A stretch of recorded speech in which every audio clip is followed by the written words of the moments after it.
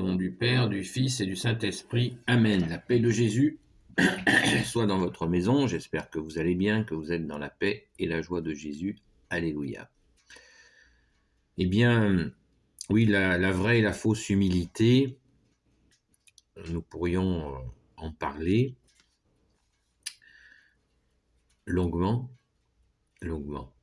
On peut partir de toujours, bien-aimé Jésus, nous partons toujours de ta parole pour réfléchir, car, je me répète, je le sais, Jésus, tu es notre seul enseignant.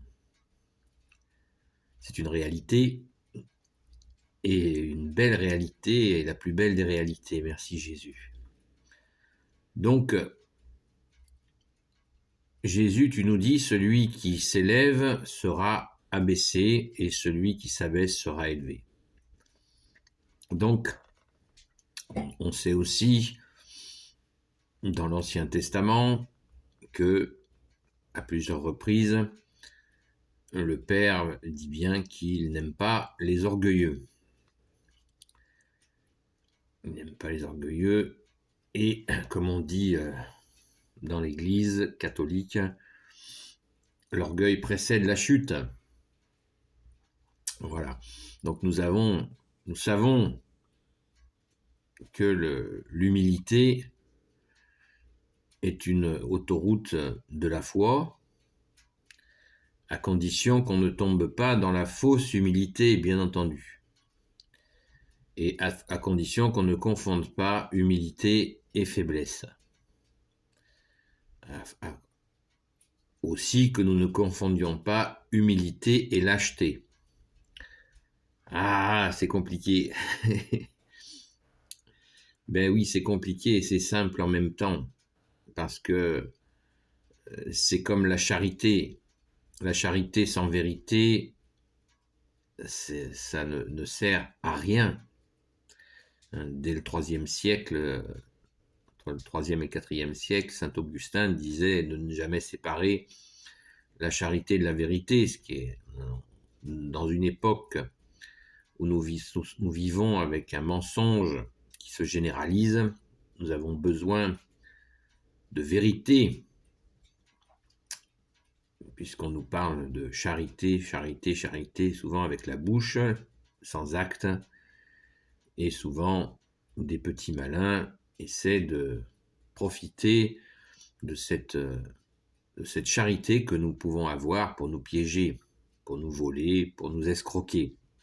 La liste des escroqueries est vraiment impressionnante. Donc, je reviens à l'humilité. L'humilité, quelle humilité ? Eh bien, l'humilité, c'est d'essayer de chercher ce qui plaît à Jésus. Alors, ce qui lui plaît, nous le savons, c'est la feuille de route. Donner à boire à ceux qui ont soif, donner à manger à ceux qui ont faim, vêtisser ceux qui sont nus, libérer les captifs, visiter les malades, visiter les prisonniers et accueillir l'étranger. Voilà ce qui plaît au Père, au Fils Jésus et au Saint-Esprit. Quant à l'humilité, eh bien, le tout, c'est d'en être conscient quand nous sommes dans une situation où nous allons nous humilier. Eh bien, cette humiliation, elle est bonne si elle se fait en présence de Jésus. C'est-à-dire, il faut l'appeler dans notre cœur en disant, ben voilà, là je plie sur cet aspect. Bien-aimé Jésus, je te confie ce moment où je me plie dans telle situation pour ta gloire, pour manifester que, effectivement, je ne suis pas arrogant et je plie. Mais le malin est malin. Encore une fois, il faut sans cesse discerner si nous devons plier par humilité ou si nous devons agir avec force. Prenons un exemple simple. quelqu'un dans une église fait un geste d'irrévérence envers Jésus. Par exemple, il monte, il circule dans l'église et il monte faire des photos en marchant à côté de l'autel, pose éventuellement son appareil photo sur l'autel, regarde, circule, déambule, etc. Il n'y a personne dans l'église, il n'y a que vous et lui. Alors, on va dire l'humilité, je dis rien, car je suis humble. Eh bien non, vous n'êtes pas humble à ce moment-là, vous êtes tout simplement aux abonnés absents, pour ne pas dire lâche, car nous ne pouvons pas nous approcher de l'autel comme cela, et l'autel n'est pas un vestiaire. Donc il faut prendre son courage à deux mains et dire à la personne, monsieur, madame, descendez de cet endroit, de ce que l'on appelle dans l'Église le cœur de Dieu, vous n'avez rien à y faire. Avant, il y avait des barrières pas pour faire prison, pas pour faire quoi que ce soit de négatif, simplement pour manifester que c'est l'endroit réservé aux célébrants. Ni plus ni moins. Donc attention, voilà un exemple tout simple où nous allons dans la lâcheté sous prétexte, oui, je suis humble, je laisse faire. Non. Il ne s'agit pas d'agresser la personne, bien entendu, mais il s'agit de lui expliquer que dans une église, il y a à comprendre les différents espaces qu'il y a dans l'église, et en particulier l'autel et le tabernacle où est présent notre bien-aimé Jésus. Alléluia. Les exemples sont innombrables où nous préférons la lâcheté en cultivant une fausse humilité ou une fausse tolérance. Voilà, soyons forts. Et si nous manquons de force, eh bien, par exemple, là, si j'hésite à aller dire à cette personne, je demande à Jésus sa force et croyez-moi que vous l'aurez. Car Jésus aime que l'on respecte son Église et comment sont organisées les choses. C'est pas une auberge espagnole, une église. Il y a certainement de très bonnes auberges espagnoles, mais enfin, vous connaissez l'expression. On ne fait pas n'importe quoi dans une église. Et on ne va pas marcher comme ça partout, n'importe où, et se comporter de cette façon-là. Donc, l'humilité, je vous disais il y a un instant, il faut qu'elle se fasse en présence de Jésus. En présence de Jésus pour le laisser faire. C'est-à-dire, je prends un autre exemple, je suis, je ne sais pas, à tel endroit, et quelqu'un me passe devant avec brutalité,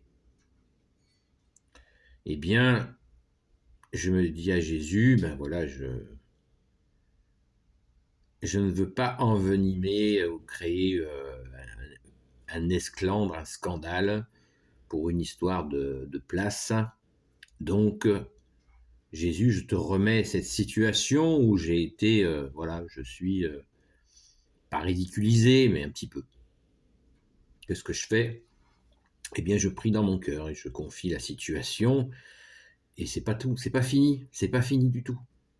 Attention, ne désespérons pas et laissons faire Jésus.